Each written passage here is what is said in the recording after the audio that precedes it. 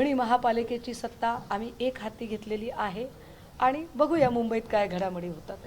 कल्याण डोंबिवलीमध्ये भाजपाला दूर ठेवून मनसेचे काही नगरसेवक येऊन शिंदे सत्ता स्थापन करण्याचा प्रयत्न करतायत। त्यात तुमचे 2-3 नगरसेवक आहेत, त्या मनसेचं गट आहे त्याच्यात। एकीकडे तुमची मुंबईत युती होती, एकत्र महाराष्ट्रात लढलात। आता हे सगळे सत्ता समीकरण परत असे वेगवेगळे होताना पाहायला मिळतात महाराष्ट्रात। नाही, अजून याच्यातल्या कुठल्याही मला वाटते अंतिम निष्कर्षापर्यंत लगेच जायची गरज नाही। पण एक नक्की आहे, एकनाथ शिंदे असतील किंवा श्रीमान अजित पवार जी असतील, दोघांनाही ही गोष्ट पुरती कळलेली आहे की भाजपा वापरते आणि फेकून देते। ज्या पद्धतीने भाजपने आत्ता या महापालिकेच्या इलेक्शनमध्ये नवी मुंबईला सातत्याने गणेश नाईक ज्या पद्धतीने एकनाथ शिंदे यांचा उद्धार करत होते किंवा पिंपरी चिंचवडमध्ये महेश लांडगे हे अजितदादांबद्दल बोलत होते की हे शक्यच नाही की देवेंद्रजींच्या परवानगीशिवाय किंवा देवेंद्रजींनी सांगितलंय तरी सुद्धा त्यांच्या आदेशाचं उल्लंघन करून दोघं बोलत असतील। हे दोनही लोक जेव्हा बोलतात तेव्हा निश्चितपणे देवेंद्र फडणवीस यांची या सगळ्या गोष्टीला छुपी संमती असते। किंबहुना पुण्यामध्ये जाणीवपूर्वक स्वतःचा पक्ष वाढवण्यासाठी राष्ट्रवादीला नामोहरम करणं, राष्ट्रवादी संपवणं, राष्ट्रवादीची जास्तीत जास्त नाचक्की करणं, यासाठीच हे प्रयत्न महेश लांडगेंच्या माध्यमातून केले गेले। तेच प्रयत्न नवी मुंबईमध्ये गणेश नाईकांच्या माध्यमातून झाले। मला वाटतं या सगळ्या गोष्टींचा साक्षात्कार हळूहळू दोघांनाही होतच असेल। आणि आत्ता सुद्धा महापौर पदाची जी निवडणूक आहे ती निवडणूक आरक्षणासाठी थांबली नाही, तर जोपर्यंत देवेंद्र फडणवीस दावोसवरून परत येत नाहीत तोपर्यंत हे घोंगडं भिजत राहणार आहे। कदाचित शिंदे वेगवेगळ्या पद्धतीने त्यांचा दबाव वापरत असतील। तो दबाव वापरताना हे तर स्वाभाविक आहे की महापौरपद आता भाजपा मागेल, कारण संपूर्ण शहरामध्ये, मुंबई शहरामध्ये विशेषतः महापालिका निवडणुकीच्या प्रचाराच्या दरम्यान कुठल्याही फ्लेक्सवर भाजपा महायुती एवढाच उल्लेख होता। एकाही फ्लेक्सवर भाजपा सेना महायुती, सेना हा शब्द गायब होता, धनुष्यबाण गायब होता। एकनाथ शिंदेच काय, एकमेवाद्वितीय हिंदू हृदय सम्राट बाळासाहेब ठाकरेंचा सुद्धा फोटो गायब होता, दिघेंचा फोटो गायब होता। हे सगळे फोटो फक्त ठाण्यामध्ये होते। याचा अर्थ भाजपाने महापौर पदाच्यासाठी अजिबात शिंदेंना गृहीतच धरलेलं नव्हतं। हे विशेष आहे। हे याच्या आधी मी प्रचार सभांमधूनही म्हटलेलं आहे की पहिल्यांदा असं घडलं असेल की यावर्षी एकमेवाद्वितीय हिंदू हृदय सम्राट बाळासाहेब ठाकरेंचं शताब्दी वर्ष आणि ज्या बाळासाहेबांनी कायम हा संकल्प मांडला की मुंबई BMCवर कायम भगवाच फडकला पाहिजे, परंतु या निवडणुकीमध्ये उघड उघड जाहिरातीतून सेना, धनुष्यबाण, बाळासाहेब ठाकरे, आनंद दिघे सगळे लोक गायब असताना सुद्धा संपूर्ण शहासेना, शिंदेंची शहासेना ही भाजपाचा महापौर निवडून यावा यासाठी धडपडत होती। त्यामुळे आत्ता शेवटच्या क्षणाला जर ते प्रयत्न करत असतील तर मला नाही वाटत की भाजपा त्याला काही फार प्रतिसाद देईल। आत्ता जे काही दबावतंत्र किंवा आजारी पडणं, गैरहजर राहणं जे काही असेल, कदाचित त्यांचं असं असेल की महापौर जरी तुम्ही घेतला तरी स्थायी समितीचं अध्यक्षपद आम्हाला मिळावं। पण भाजपासारखा अत्यंत व्यापारी तत्वावर चालणारा पक्ष, कारण भाजपा हा वैचारिक वगैरे अजिबात आता राहिलेला नाही, व्यापारी तत्वावर चालणारा पक्ष हा स्थायी समितीचं अध्यक्षपद त्यांना देईल असं वाटत नाही। मुळात महापौरच भाजपचा बसेल का नाही इथपर्यंतच्या शंका कुशंका आहेत। आणि हेच याचं प्रमाण आहे की भाजपाने जो विजय साजरा केला तो विजय किती बेगडी आणि किती तकलादू होता। जर भाजपा खरंच विजयी झाली असती तर महापौर पदासाठी भाजपाला शिंदे किंवा कुणाकडेही कुबड्या मागायची गरज पडली नसती। जरी शहासेना आणि शहासेनेचे प्रमुख श्रीमान अमित शाह यांनी महाराष्ट्रात येऊन अब हमें किसी की बैसाखियों की जरूरत नहीं असं म्हटलं असलं तरी महाराष्ट्रात अजूनही भाजपाला कुबड्यांची गरज पडत आहे आणि अजिबात भाजपा महापालिकेमध्ये यशस्वी ठरू शकली नाही। मुंबईचा गड ठाकरेंनी राखलेला आहे। मागच्या वेळेला 85 जागा आणि या वेळेला 89, 4ने जागा वाढणे याला विजय म्हणत नसतात। हे रवींद्र चव्हाण आणि अमित साटम सारख्या अतिशय काय म्हणता येईल त्याला अर्ध्या हळकुंडाने पिवळ्या होणाऱ्या लोकांना जरी कळत नसलं तरी गावठी चाणक्यांना नक्कीच कळत असेल। पण सध्या हॉटेल पॉलिटिक्स भाजपचा महापौर होईल की नाही ही शंका आहे. दुसरा 2 नंबरचा पक्ष तुमची उद्धव ठाकरेंची शिवसेना आहे. राहिला प्रश्न भाजपसोबत एकनाथ शिंदेची शिवसेना आहे. मग आता भाजप महापौर पदासाठी ठाकरेंचा पाठिंबा मागणार की मग ठाकरे एकनाथ शिंदेचा पाठिंबा घेणार? भाजपचा महापौर कसा होणार नाही? काय लॉजिक आहे याचं? नाही, याचं लॉजिक काय आहे ते त्यांचं त्यांना. जर भाजपचा महापौर होणे शक्य असते तर इतके दिवस घोंगडं भिजत राहिलं नसतं, हा एक भाग. दुसरं असं की ज्यांच्यासोबत मिळून त्यांनी महायुती म्हणून निवडणूक लढलेली आहे तेच ज्या पद्धतीने दबावतंत्राचं राजकारण करता आहेत हे पाहता त्यांचा रस्ता इतका सुकर आहे असं अजिबात वाटत नाही. तिसरी गोष्ट जो आपण जो शक्यता वर्तवलेली आहे की मुंबई महापालिकेतली सेकंड सिंगल लार्जेस्ट पार्टी म्हणून आम्ही पुढे आहोत. मग आमचं काय, तर आम्ही आमची भूमिका फार स्पष्ट केलेली आहे की दोनही पक्षांनी म्हणजे विशेषतः शिंदे वगैरे काय कोणीतरी म्हटलं की आमच्या संपर्कात आहेत वगैरे, काही लोकांनी मला त्या सगळ्यांची नावं माहिती आहेत, कुणी कुणाला फोन केले ते माहीत आहे की टेबल न्यूज चालवण्यासाठी कुणी कुणी प्रयत्न केले ताज हॉटेलमधनं की हा नॉट रिचेबल आहे का, तो संपर्कात आहे का वगैरे सांगण्यासाठी. पण आम्हाला स्पष्टपणे त्या सगळ्यांना सांगायचं आहे की तुमची स्वतःची बार्गेनिंग पॉवर वाढवण्यासाठी ठाकरेंच्या नावाचा उपयोग करायचा नाही.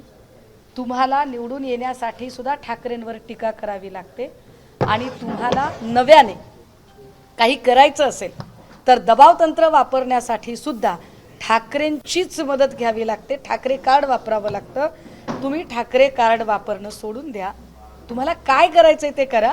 आम्ही वारंवार सांगतोय की 65 सीट्स आमच्या निवडून आलेल्या आहेत. आमच्या 16 सीट्स अवघ्या 75 ते 50 मतांनी गेलेल्या आहेत. त्या 16 सीट्स जर आज आमच्या हातात असत्या तर अजून चित्र वेगळं असतं. विशेष मराठी मतदारांना मतदान करता येणार नाही अशी युद्धनीती भाजपाकडून आखली गेली तरी सुद्धा 65 सीट निवडून येणं हा लोकांनी दाखवलेला मोठा विश्वास आहे आणि हा विश्वास आमच्यासाठी सत्तेपेक्षाही लाख मोलाचा आहे. शिंदेचे तुमच्या संपर्कात किती आहेत? कारण शिंदे असा दावा करतात तुमचे नगरसेवक त्यांच्या संपर्कात आहेत, तुम्ही असं दावा करताय की त्यांचेही काही आहेत. कारण संजय राऊत स्वतः म्हणते खूप मार्ग आहेत आमच्याकडे. खरंच आहे? नाही, आमच्याकडे हे बघा, आम्ही जर ठरवलं तर मार्ग खूप सारे निघू शकतात. फक्त अडचण काय आहे माहिती आहे का की ते फार चांगली ओळ आहे, हम जरा से शरीफ क्या हो गए, गली गली के शरारती बच्चों ने खुद को दादा समझने लगे. ते आम्हाला त्याच्यावर जायचं नाहीये. आम्ही आपलं सहज सांगत आहोत की तुम्हाला जे करायचं आहे ते करा. राहिला प्रश्न की कोण संपर्कात आहे काय नाही, जर आमचे कोणी लोक संपर्कात आहेत वगैरे किंवा आम्हाला अशा काही आशंका असत्या तर आम्ही कदाचित आमची लोक हॉटेलमध्ये डांबून ठेवू शकलो असतो. मात्र हे जे काही जे हॉटेल पॉलिटिक्स अशा नवीन नवीन काही कॉन्सेप्ट नवीन नवीन काही गोष्टी ज्या येतात तर त्यातनं एक समजून घेतलं पाहिजे की ज्या लोकांना कपट कारस्थानं करायची होती त्यांनी ठाकरेंचे आमदार गुवाहाटीला नेऊन डांबले. आता गुवाहाटीला ज्यांनी नेऊन डांबलेलं होतं त्यांना हे माहिती आहे की विचारधारा किंवा निष्ठा म्हणून ते लोक सोबत गेलेले नव्हते तर ते आमिषाने आणि अपेक्षेने गेलेले लोक होते. अशा लोकांच्या प्रभावातनं निवडून आलेले लोक किती टिकून राहतील याची शंका वाटत असल्यामुळेच आता त्यांना त्यांचे लोक हॉटेलमध्ये डांबून ठेवावे लागतात. पण हे आम्ही सांगितलं पाहिजे पुन्हा एकदा आकड्यांचं गणित म्हणून. ज्या 89 जागा भाजपकडे निवडून आलेल्या आहेत त्या 89 मधले 37 लोक हे अमराठी आहेत. त्यातले तब्बल जे 25 लोक आहेत हे 25 लोक हे इतर पक्षातनं आलेले आहेत आणि त्यांना उमेदवाऱ्या मिळाल्या आहेत. जे 12-15 लोक उरलेले आहेत ते आमदार खासदारांच्या नात्यातले आहेत. भाजपचा मूळ जो निष्ठावंत आहे तो कुठे आहे तिथे. त्यामुळे त्यांच्यातली जी नाराजी आहे ती नाराजी पण तेवढीच आहे. आणि जेव्हा माध्यमं अशा सगळ्या बातम्या दाखवतात की शिंदेचे लोक इकडे जातील का किंवा ठाकरेंचे लोक तिकडे जातील का, भाई होने को कुछ भी हो सकता है. भाजपचे पण लोक बाहेर पडू शकतात ना यावेळेला, काही होऊ शकतं. नवी मुंबईच्या कोपर खिणीतला बार आहे त्या ठिकाणी एक हवालदार होता अनिल मांडोळे. त्यांनी त्या ठिकाणी बारमध्ये पैसे उधळले. निलंबनाची कारवाई अनिल मांडोळेवरती झाली आणि अनिल मांडोळेचे जे वरिष्ठ आहेत पोलीस उपायुक्त अतिरिक्त आयुक्त त्यांच्यावरती कारवाई होत नाही. नाही, जिथे गृहमंत्रीच गुन्हेगारांना उमेदवाऱ्या देतात आणि अशा गृहमंत्र्यांच्या कारकिर्दीत आपण अपेक्षा काय करतो बरं? मला वाटते आजच एका वर्तमानपत्रातली बातमी आहे की मीरा भाईंदरच्या निवडणुकीमध्ये तब्बल 47 नगरसेवक हे गुन्हेगारी पार्श्वभूमीचे आहेत. त्यांचा सगळा गुन्हेगारीचा अख्खा आलेख आलेला आहे आणि हे 47च्या 47 लोक हे भाजपाच्या कमळावर निवडून आलेले लोक आहेत. त्यामुळे जे लोक गुन्हेगारांनाच उमेदवारी देतात आणि त्यांना लोकप्रतिनिधी म्हणून निवडून आणतात, अशा लोकांकडून फार कायदा सुव्यवस्था पाळली जाईल अशी अपेक्षा करायचं पण काहीच कारण नाही. शिंदेना भीती कुणाची आहे? भाजपाची आहे का ठाकरेंच्या सेनेची आहे की माझे नगरसेवक कोण घेऊन जाईल? कारण ज्यांच्यासोबत ते गेले आता त्यांच्यावर दबाव निर्माण करत शिंदे कुणाला नेमकं घाबरणे, घाबरवणे हे ते लोक करतात ज्यांना स्वतःच्या तत्वावर, स्वतःच्या विचारांवर, स्वतःच्या नेतृत्वावर आणि कर्तृत्वावर अजिबात विश्वास नसतो. ठाकरे घाबरतही नाहीत आणि ठाकरे कुणाला घाबरवतही नाहीत. ठाकरे विश्वासात घेतात, ठाकरे विश्वास दाखवतात, ठाकरे विश्वास राखतात. त्यामुळे हे घाबरणे, घाबरवणे, कधी ईडीचा धाक, कधी पोलिसांचा धाक, कधी CBI, कधी इलेक्शन कमिशन, कधी वेगवेगळ्या टॅक्टिक्स, दबावतंत्र, मला वाटतं हे सगळं भाजपच्या वळचणीला जाऊन शिंदे आणि लोक शिकलेले आहेत. आणि दुसरी बातमी आहे घाबरत नाही, ठाकरे हे घाबरत नाहीत, घाबरत नाहीत. मात्र अलीकडे त्यांचं देवावर लय विश्वास आहे. तर देवावर हे म्हणजे अचानक म्हणजे मॅजिक फिगर नसताना देवाची इच्छा असेल तर आमचा महापौर बसेल, हे काय? मला असं वाटतंय की देवाची इच्छा असं म्हटल्यावर अनेक लोकांना किंबहुना भाजपच्या काही भक्तुल्यांना असं वाटलं की नाही नाही, आता तो देवा म्हणजे आमचा देवा आहे. तुमच्या नावात जरी देवा असला तरी तुमच्या पूर्ण कार्यपद्धतीमध्ये दानव भरलेला आहे. त्यामुळे त्याच्यावर आम्हाला काहीच बोलायचं नाही आहे. आणि जर काही लोकांना जर पाली भाषा किंवा अजून काही गोष्टी कळत असतील किंवा एकूण खरंच काही चांगलं तत्त्वज्ञान कळत असेल तर मूर्तीतल्या देवापेक्षा सुद्धा म्हणजे काय म्हणता येईल की इकडे तिकडे शोधाशोध करण्यापेक्षा माणसामधला देव शोधणे ही सगळ्यात जास्त मोठी गोष्ट आहे आमच्यासाठी. ज्या मराठी माणसाने मतदान केलं, जे तमाम शिवसैनिक अत्यंत निष्ठेने उभे राहिले, एकीकडे पैशाचा प्रचंड महापूर असताना सुद्धा अजिबात पैसे खर्च न करता ज्या 65 लोकांना निवडून दिलं, ही सगळी माणसं देवगुणी माणसं आहेत. आणि त्या सगळ्या देवगुणी लोकांची अपार इच्छाशक्ती असेल तर होय, मुंबईमध्ये बदल अजूनही होईल अशी मुंबईकरांना खात्री आहे. बदल होईल. आकडे कुठून आणणार? पुढची तारीख दिलेली म्हणजे आज अपेक्षा होती की चिन्हाचं नाही, आमची काहीच अपेक्षा नव्हती. मी कालच ट्विट केलं होतं, काहीही अपेक्षा नव्हती. त्यामुळे न्याय व्यवस्थेने मी तर म्हणते काय उलट आज काय बोलायचं हे आमच्याकडून आधीच आमचे ट्विट बघून समजून घ्यावं की काय बोलायचं असतं ते. त्यामुळे आम्हाला काही अपेक्षा बिपेक्षा अजिबात नव्हती, अजिबात अपेक्षा भंग झाला नाही. उलट जर अशी काही आज सुनावणी झाली असती तर मात्र आम्हाला आश्चर्याचा धक्का बसला असता. त्यामुळे असं काहीही झालेलं नाही. आता जरा काय आकडे कुठून आणणार वगैरे, तर मला काय म्हणायचं आहे की फक्त 5 आकडे भाजपचे वाढले.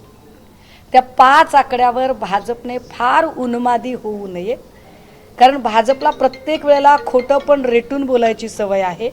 काल दावोसमध्येही ते असंच रेटून बोलत होते. आपल्याच मंत्रिमंडळातल्या आपल्याच मंत्र्याच्या कंपन्यांसोबत आपणच कंत्राट करायचं. अरे ते कॉन्ट्रॅक्ट करायचे तर तुम्ही इथे भारतात मुंबईत पण करू शकला असतात. त्यासाठी दावोसला जायचं आणि त्याला आंतरराष्ट्रीय व्यापार वगैरे दाखवायचं. हे म्हणजे असं झालं की गल्लीतला अध्यक्ष, गल्लीतला उपाध्यक्ष, गल्लीतला खजिनदार, गल्लीतलाच सल्लागार, गल्लीतलाच प्रसिद्धी प्रमुख, संघटना मात्र सगळी राष्ट्रीय. याला काही अर्थ नाहीये. काही जिल्हा परिषद निवडणुका आहेत, महानगरपालिकेमध्ये तुमच्या पक्षाला म्हणावं तसं यश मिळालं नाही कुठेही, म्हणजे महाराष्ट्रात इतर ठिकाणी जरी पाहिलं तर. आता हे सगळ्या निवडणुका कसं लढणार? मी पुन्हा एकदा सांगितलं पाहिजे, आम्ही राखेतनं उभे राहतोय आणि उभे राहून दाखवतोय. मी म्हटलं की काहीही नसताना आणि चिन्ह सुद्धा नसताना जर लोकसभेला 9 खासदार, विधानसभेला 20 आमदार, मुंबई महापालिकेमध्ये 65 नगरसेवक, परभणी महापालिकेतली 1 हाती सत्ता, चंद्रपूरमध्ये आम्ही काँग्रेससोबत बसत आहोत, अगदी त्याच वेळेला अनेक ठिकाणी आम्ही सेकंड सिंगल लार्जेस्ट पार्टी म्हणूनही उभे आहोत आणि अजून आम्ही लढतोय. आम्ही कुठेही शस्त्र टाकलेली नाहीत. विशेष आता पैसे द्यावे लागतील, लोक निवडून येतील का नाही म्हणून कुठेतरी सरेंडर होणं आणि ज्यांच्यावर काही कधी टीका टिप्पण्या केल्या किंवा ज्यांच्या विरोधात केसेस लढतोय पुन्हा त्यांच्याच सोबत तुझ्या गळा माझ्या गळा करणं असे कुठलेही वैचारिक घोळ आम्ही घातलेले नाहीत. याचा आम्हाला सार्थ अभिमान आहे. पण तुमचा मित्रपक्ष शरद पवारांची राष्ट्रवादी मुंबईत एकत्र लढला, आता जिल्हा परिषदामध्ये पण एकत्र लढणार आहात का तुम्ही त्यांच्यासोबत? कारण नाही, मला त्याची काही फार सोबत लढतात सगळे संभ्रमावस्था कार्यकर्त्यामध्ये होती, कारण हे बाळासाहेब ठाकरेंचं पुणे आवडतं शहर, तिथं आज एक नगरसेवक निवडून आले, एकेकाळी 10, 15, 20 यायचे, सत्ता यायची. ही स्थिती कोण आणली? नाही, ती स्थिती मला वाटतंय महापालिका निवडणुकीच्या जागा वाटपांच्या आधी जो गोंधळ झालेला होता, ज्या गोंधळामध्ये शेवटच्या क्षणापर्यंत मित्रपक्षातल्या अनेक लोकांनी चित्रच स्पष्ट होऊ दिलं नाही की कोणत्या जागा कोण लढणार आहे. आपण सगळे या गोष्टीला साक्षीदार आहात. खरं तर मला त्याच्यावर अजिबात बोलायची इच्छा नाही आहे, पण ज्या पद्धतीने दिवसभर चर्चा एका पक्षासोबत, रात्री चर्चा दुसऱ्या पक्षासोबत, त्यामुळे उमेदवारांमध्ये संभ्रमित स्थिती होती आणि त्यामुळे उमेदवारांनी पटापट ज्या पक्षाचा एबी फॉर्म मिळेल तिथं तो एबी फॉर्म घ्यायचा आणि सुरुवात करायची. हे जे केलं गेलं, पण हे नगरसेवक आम्ही घडवलेले नगरसेवक होते. मग ते बाळा ओसवाल असतील, पल्लवी जावळे असतील, धनवडे असतील, हे सगळीच्या सगळी जी माणसं आहेत, ही माणसं कोण? ही माणसं अशोक हरणावळेंसारखा माणूस असेल, ही सगळी माणसं शिवसेनेने घडवलेली माणसं आहेत. त्यामुळे मुरलीधर मोहोळ किंवा भाजप यांनी हाबूक ठोकायची गरज नाही. जे मुंबईत झालेलं आहे तेच पुण्यात आहे आणि तेच नाशिकमध्ये आहे. तुम्ही तुमची स्वतःची माणसं निवडून आणू शकत नव्हतात. तुमच्या स्वतःच्या माणसांकडे ते इलेक्ट्रॉल मेरिट नव्हतं, म्हणून तुम्ही दुसऱ्यांची पोरं मांडीवर घेऊन त्यांची नामकरण करण्यामध्ये आणि त्यांना कुंची टोपी घालण्यामध्ये जर तुम्ही धन्यता मानत असाल तर लोकांना माहिती आहे की तुम्ही कुणाच्या लेकराला काजळ पावडर करताय.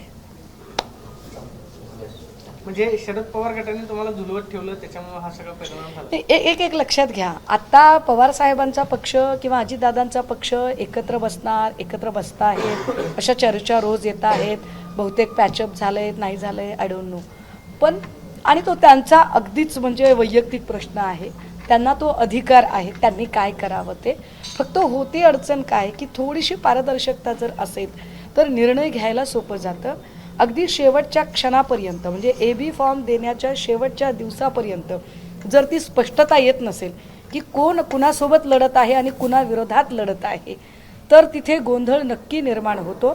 म्हणजे अगदी आता समजा माझ्या बाजूला संजय मोरे बसलेले आहेत, संजय मोरे शहर प्रमुख आहेत, पण संजय मोरे एक उमेदवार माणूस त्याच्या पक्षाचा प्रचार सोडून जर शेवटच्या दिवसापर्यंत जागा वाटपाचा त्या सगळ्या किचकट गोष्टींमध्ये जर डोकं लावून आहे आणि अगदी त्याच वेळेला उमेदवार या सगळ्या लोकांचं हॅमरिंग आहे तर तयारी कधी करणार आहे माणूस?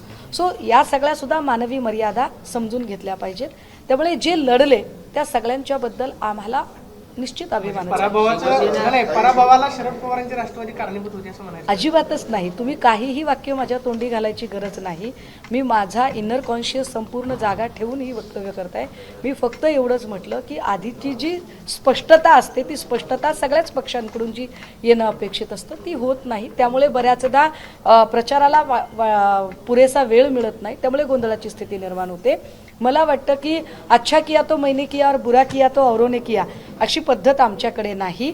आम्ही मागच्याही वेळेला जेव्हा विधानसभेच्या निवडणुका झाल्या आणि उद्धव साहेबांना प्रश्न विचारला की तुमचा पक्ष सगळीकडे लढला मात्र जागा त्यांच्या निवडून आल्यात का जास्त, तेव्हाही आम्ही म्हटलं होतो की प्राजक्ता आमच्या दारी फुले पडती शेजारी, हरकत नाही.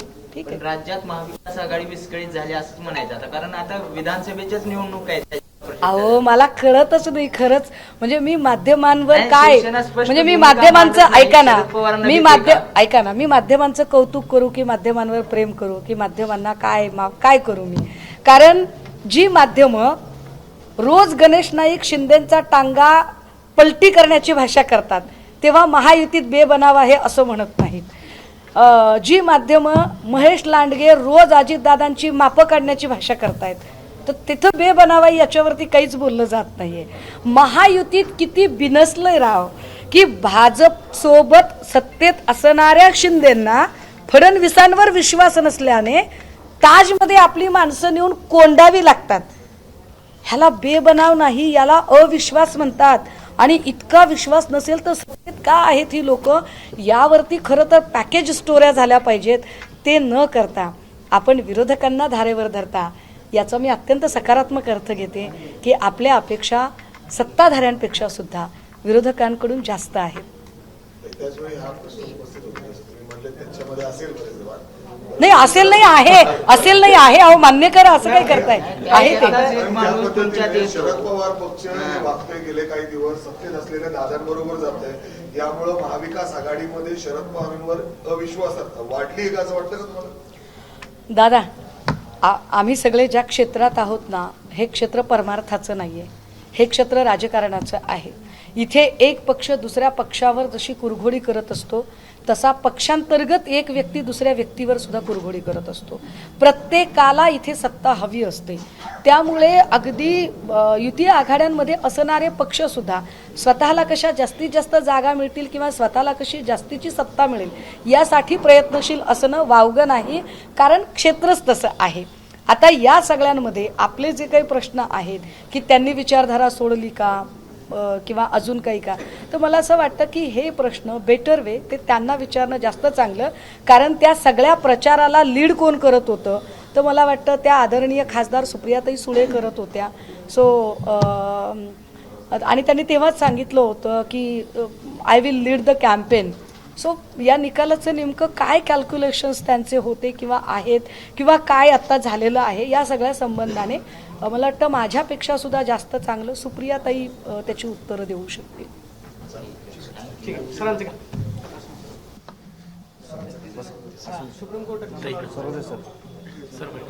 मी ठीक आहे, ह्याने काही सरांना माहिती थोडी पुढची पलीकडे सर. बस बस बस नाही, सरांना माहिती आहे. सर, हां, अरे माईक आहे. ओके. कोर्टाचा निकाल आलेला आहे, पुन्हा एकदा 2 तारीख आहे, काय कसं बघताय यातून तुम्ही? हे अपेक्षित होतं निर्णय. सर्वप्रथम मी सांगतो की मला इथे कार्टूनच्या चित्रांच्या प्रदर्शनाच्या उद्घाटनासाठी ताईंसोबत बोलावलेलं होतं. त्यामुळे ही काही राजकीय सभा नाही आहे, पण मला इथे त्यांच्यासोबत बसवलं, ही चांगलीच गोष्ट झाली, मला सगळं ऐकायला मिळालं. तर मी या चित्रांच्या प्रदर्शनानिमित्त सांगू इच्छितो की राजकारणामध्ये सुद्धा विनोद जिवंत राहायला पाहिजे. त्यामुळे अमित पापडने जे चित्र काढले आहेत ते अनेकांनी बघावे. अनंत भरत याचे पण मी आभार मानतो, अभिनंदन करतो की त्यांनी अशा चित्रांचं प्रदर्शन आयोजित केलं. त्यानिमित्त फक्त एक गोष्ट सांगतो, मग तुमच्या पण प्रश्नाचं उत्तर देतो. तर आम्ही जर्नलिझमला असताना आम्हाला ते शिकवायचे उदाहरण नेहमी की तेव्हा भारताचे राष्ट्रपती होते काही काळासाठी व्ही गिरी नावाचे. तर ते फॅमिली प्लॅनिंगबद्दल फार बोलायचे, सगळीकडे बोलायचे, फॅमिली प्लॅनिंग झालं पाहिजे, लोकसंख्या आटोक्यात आली पाहिजे. पण आचार्य अत्रेंनी मराठामध्ये काहीतरी त्याच्याबद्दल लिहायचं ठरवलं मराठा वृत्तपत्रामध्ये. तेव्हा त्यांना एक फोटो मिळाला आणि ते ती फोटो छापणार होते आणि त्या फोटोच्या खाली त्यांना कॅप्शन म्हणजे टायटल द्यायचं होतं, ते त्यांना सुचत नव्हतं. ते लोणावळ्याला होते आणि सतत त्यांच्या ऑफिसमधून फोन येत होते किंवा टायटल काय सांगायचं सांगा, आता छापायची वेळ झाली आहे. त्यांना सुचत नव्हतं. शेवटी त्यांनी सांगितलं किंवा तुम्ही लिहा तिथे व्ही गिरी यांची कामगिरी, कारण की व्ही गिरी हे त्यांच्या अनेक मुलांसोबत त्या फोटोमध्ये होते. तर फॅमिली प्लॅनिंगबद्दल ते बोलत होते आणि ते त्यांच्या घरामध्ये अनेक मुलं त्यांनी पैदा केले होते, अशा स्वरूपाचा तो फोटो आणि त्याचा कॅप्शन होता. आता याच्यात महत्त्वाचं हे आहे की विरोधाभास जो आहे राजकारणातला, जो आता ताईंनी पण सांगितला, मी तो सांगणार होतो की जर इथेच सगळे करार होऊ शकतात, म्हणजे तो लोढाचा मुलगा, मंगल प्रभात लोढाचा मुलगा इथंच राहतो, त्यांच्या घरापासून 15 मिनिटाच्या अंतरावर देवेंद्र फडणवीसच्या, मग तिथे जाऊन कॉन्ट्रॅक्ट करायचा काय संबंध आहे? तर डावोस नावाची जी धूळफेक आहे त्याच्यामध्ये खूप मोठा विरोधाभास आहे. मग हे जे अनंत सारखे लोक आहेत, अमित पापडसारखे, ते लोक चित्रकाराच्या माध्यमातून, चित्रकलेच्या माध्यमातून ह्या सगळ्या गोष्टी टिपतात आणि मांडतात. तर त्या चित्रामध्ये खूप मोठी ताकद असते. त्यामुळे अभिव्यक्ती स्वातंत्र्यावर गदा येत असताना या चित्रांचं प्रदर्शनाचं उद्घाटन झालं, ह्याचं मी सगळ्यात पहिले अभिनंदन करतो.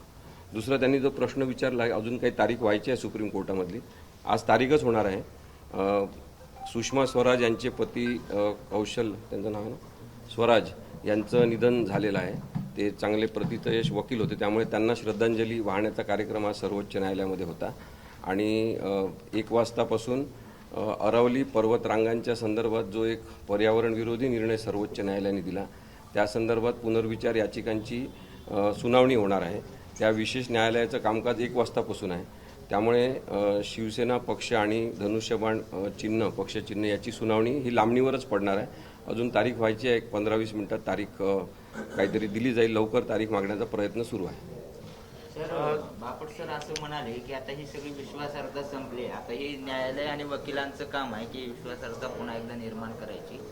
तुम्हालाही असंच वाटतं का हे सगळं हायकोर्टामध्ये आता गांभीर्याने घेऊन याचा निकाल दिला पाहिजे? काय आहे की सर्वोच्च न्यायालयाचं, उच्च न्यायालयाचं किंवा इतर न्यायालयांचं कामकाज जे आहे त्याचं विश्लेषण झालं पाहिजे. परदेशांमध्ये या कामाचं विश्लेषण होते, कामकाजामध्ये विलंब कुठे होता याच्याबद्दलच्या मीटिंग्स होतात. आपल्या इथे तशा मीटिंग काही होत नाही. तर अनेक राजकीय लोकांच्या मीटिंगला मात्र न्यायालयातले वेगवेगळे न्यायाधीश उपस्थित राहायला लागलेले आहे. त्यामुळे ती अत्यंत चिंताजनक गोष्ट आहे. विश्वासार्हता टिकवायची असेल तर सगळ्यांनी मिळून प्रयत्न केले पाहिजे.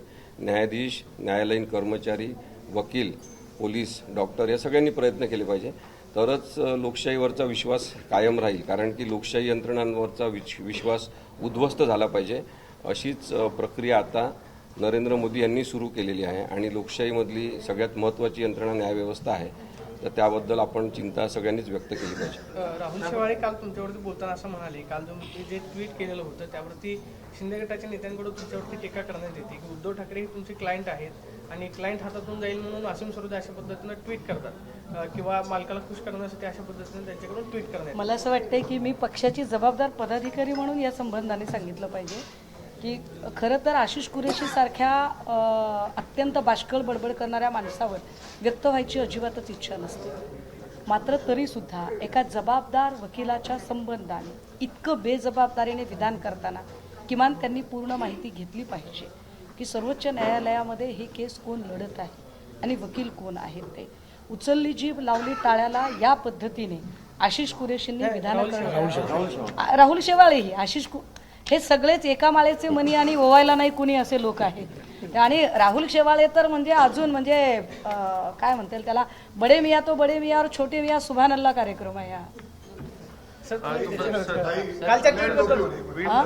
कल्याण डोंबिवलीमध्ये महापालिकेवर सत्ता स्थापित करण्यासाठी शिंदे गटाची शिवसेना थेट मनसेबरोबर चर्चा सुरू झाली अशी माहिती समोर येते. मगाशी यावर बोलले मी आणि म्हटलं की अजून कुठलंही बरोबर एका बाजूला त्यांच्या बरोबर मी त्याच्यामध्ये आता मनसेचे नगरसेवक एकत्र घेऊन एका हॉटेलमध्ये गट स्थापन करण्यासाठी चर्चा अजून अंतिम चित्र, अजून या संबंधाने अंतिम चित्र काहीही स्पष्ट झालेले नाही किंवा याची पुरेशी माहिती सुद्धा माझ्याकडे नाही.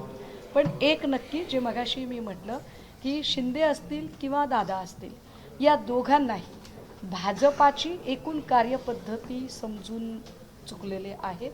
त्यामुळे कदाचित काही ठिकाणी जर चुकांचं परिमार्जन करण्यासाठी म्हणून प्रयत्न केले जात असतील तर मला त्याची कल्पना नाही.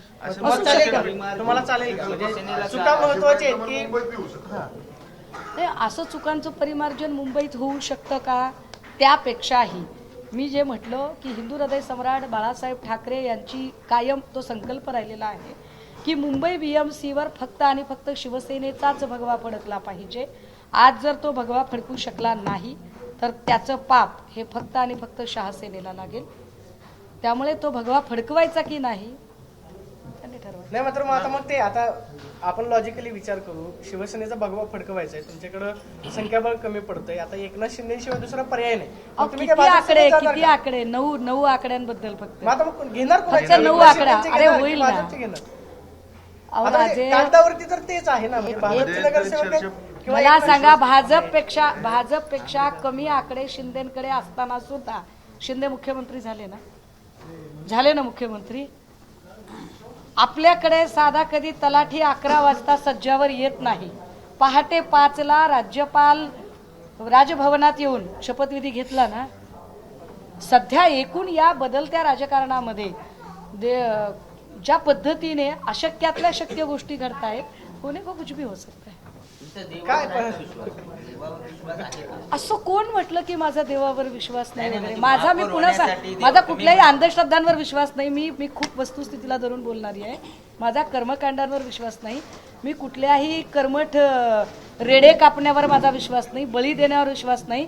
भाजपाने शिंदेंनी नुसते काय म्हणता येईल त्याला, शिंदेंनी नुसते गुवाहाटीला जाऊन रेड्यांचे बळी दिले, पण भाजपने प्रत्यक्ष शिवसेनेचे लोक फोडून त्यांचे बळी दिले. म्हणजे राजकारणामध्ये plan A, plan B, plan C तयार असतो. मात्र आता आकड्यांचं जर गणित बघायला गेलं, भाजप आणि शिवसेनेच्या व्यतिरिक्त तर कुठल्याच पक्षाकडे नगरसेवक नाहीत. मग तुम्ही ठामपणे का नाही सांगत की एकनाथ शिंदे यांनी कदाचित पाठिंबा दिला तर ठाकरेंच्या शिवसेनेचा महापौर होईल? का पण आम्ही वारंवार म्हणतोय की काय शिंदे आणि भाजपा दोघांनी काय ते ठरवावं. ठाकरेंचं नाव घेऊच नका ना. तुमची बार्गेनिंग पॉवर, तुमचे एकमेकांवरचं दबाव तंत्र वाढवण्यासाठी किंवा घटवण्यासाठी तुम्ही कशाला आम्हाला मध्ये घेताय? तुमचे सगळे प्रयत्न थकले तिथं आम्हाला सांगा, मग सेकंड सिंगल लार्जेस्ट पार्टी म्हणून काय स्टँड घ्यायचा तो आम्ही स्टँड घेऊ. तर ते राहुल शेवाळेंनी जे वक्तव्य केलेलं आहे ते बिनडोकपणाचं आहे असं माझं स्पष्ट म्हणणं आहे.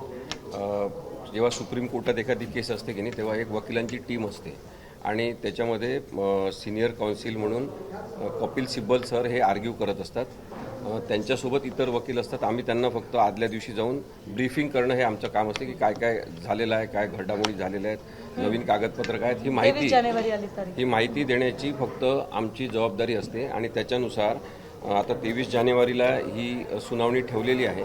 त्यामुळे 23 जानेवारी शुक्रवारी ठेवलेली आहे, तेव्हा होईल ती सुनावणी. पण मी हे मुद्दाम सांगतो, आज आपण प्रश्न विचारला म्हणून उद्धव साहेबांनाही आपण विचारू शकता. मी आतापर्यंत या केसची फी म्हणून एकही पैसा उद्धव साहेब ठाकरे यांच्याकडून घेतलेला नाही आणि मला पैशांची अपेक्षासुद्धा नाही, कारण की संविधानासाठी हा विषय महत्त्वाचा असल्यामुळे मी त्यांच्यासोबत आहे, हे वारंवार मी सांगितलेलं आहे. आणि माझ्या वकिली ज्ञानाचा जर त्यांच्या संविधानिक मुद्द्यासाठी आणि मूळ शिवसेनेसाठी फायदा होणार असेल तर मला त्याचा आनंद होईल. त्यांच्याकडे तसं वाटत नाही का की निकाल आणि आतापर्यंत जे लागलेले आहेत आणि त्यांच्याकडे असणारं संख्याबळ याच्यावर काय फरक पडेल का निर्णयावर किंवा निकालावर? खूप मोठा फरक पडेल. म्हणजे मी कालही सांगितलं की शिवसेना जी पळवलेली आहे एकनाथ शिंदेंनी, ती शिवसेना अनाथ होईल आणि मूळ शिवसेनेमध्ये सगळ्यांना जाता येईल असा मार्गसुद्धा मोकळा होईल. एकतर एकनाथ शिंदेंना भाजपमध्ये जावं लागेल आणि मी कालही सांगितलं की एकनाथ शिंदेंच्या पक्षाची ओळख ही महाराष्ट्रातल्या अमित शहांचा पक्ष अशी आहे. त्यामुळे महाराष्ट्रातल्या भाजपला अमित शहांच्या या एकनाथ शिंदेच्या पक्षाचं ऐकावं लागते, त्यांच्यासोबत युती करावं लागते, भांडणं झाले तरी जुळून घ्यावं लागते. हे सगळं राजकारण पण आहे. त्यामुळे मला तुम्ही तो राजकीय प्रश्न विचारल्यामुळे मी सांगतोय तुम्हाला. परंतु जर निकाल झाला 23 तारखेला, आता ही केस ठेवलेली आहे, सुनावणी होणार आहे आणि जर निकाल झाला तर तो उद्धव ठाकरेंच्याच बाजूने होणार, कारण की संविधान आणि कायदा त्यांच्या बाजूने आहे. अशा वेळेस एकनाथ शिंदेंची पळताभुई थोडी होणार आणि त्याच्यातले बरेच जण हे उद्धवसाहेब ठाकरे यांच्याकडे येणार आणि त्याच्यामुळे मग आता ताईंनी जे सांगितलं ते संख्याबळाचे सगळेच मुद्दे बऱ्याच ठिकाणचे सॉल्व्ह होणार. एक्झॅक्टली. बिनविरोध संदर्भात तुमच्या याचिका दाखल झाल्या होत्या. आता पुण्यामधून सुद्धा नोटाला जास्त मतदान झालेलं पाहायला मिळते. 2 लाखापेक्षा जास्त मतदान नोटाला झाले. लोकांचा विश्वास हरवला असं वाटतं का? नोटा एक एक्सप्रेशन आहे, एक अभिव्यक्ती आहे लोकांची की त्यांचा या राजकीय व्यवस्थेवर आत्ताचा विश्वास राहिला नाही. तो विश्वास मजबूत झाला पाहिजे म्हणून निदान ते त्या मतदान यंत्रापर्यंत जाऊन मतदान करत आहेत की यापैकी कोणी लायक नाही असं सातत्याने सांगण्याचा प्रयत्न करत आहेत. त्याचा आदर करणारी यंत्रणा निवडणूक आयोगाने ठरवली पाहिजे. कारण की काय होतं आहे, त्या नोटाच्या मतांची ना मोजणी झाली तरी त्याची काही बेरीज वजाबाकी कशामध्ये होत नाही, कशामध्येच त्याची दखल घेतली जात नाही. हे चांगलं नाही. म्हणजे तुम्ही केवळ दिखाऊ जे बटन तिथं दिलेलं आहे त्याची जे आकडे त्याच्यामधून येतात त्याची कुठेतरी मोजणी झाली पाहिजे.